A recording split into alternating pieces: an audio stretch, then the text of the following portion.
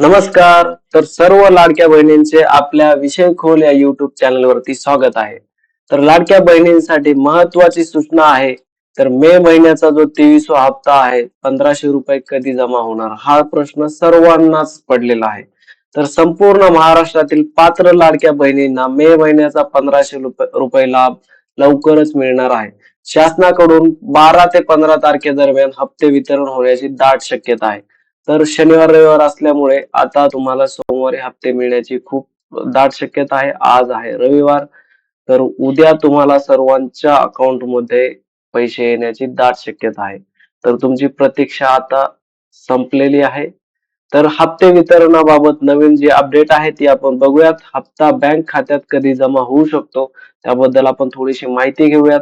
तर डीबीटी सक्रियता बघूयात आपण. बँक खात्यामध्ये डीबीटी सक्रियता प्रक्रिया यशस्वीरित्या सक्रिय झाल्यानंतरच हप्त्याचा लाभ तुमच्या खात्यात जमा केला जाईल, हे लक्षात ठेवायचंय. त्यानंतर वितरण वेळ जी आहे ती सकाळी वितरण जर सुरू झाले तर 11 वाजेपर्यंत हा लाभ मिळत असतो.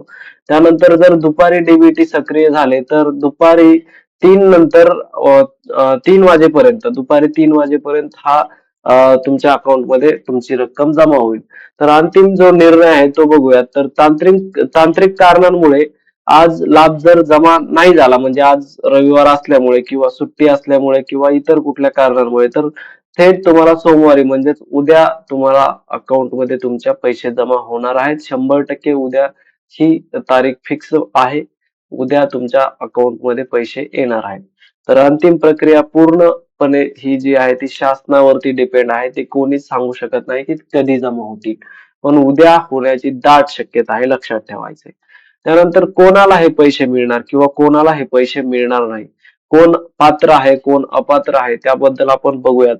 तर पात्र लाभार्थी जे आहेत त्यांना म्हणजेच ज्या महिलांना मार्च आणि एप्रिल महिन्याचे नियमितपणे हप्ते वेळेवर मिळालेले आहेत, या महिलांना हाही हप्ता वेळेवरतीच मिळणार आहे.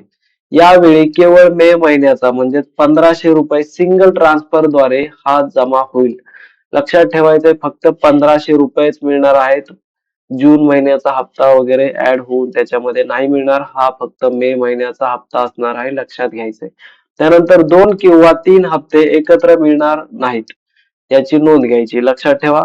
त्यानंतर सध्या प्रलंबित लाभार्थी कोण आहेत ते बघूयात. तर ज्यांना तांत्रिक अडचणींमुळे मार्च व एप्रिल महिन्याचे आधीचे हप्ते अद्याप मिळालेले नाहीत, त्यांना हा मेचा हप्ता मिळणार नाही. तर का मिळणार नाही? तर अशा लाभार्थी महिलांच्या कागदपत्रांची स्थानिक पातळीवर पुन्हा पडताळणी सुरू आहे.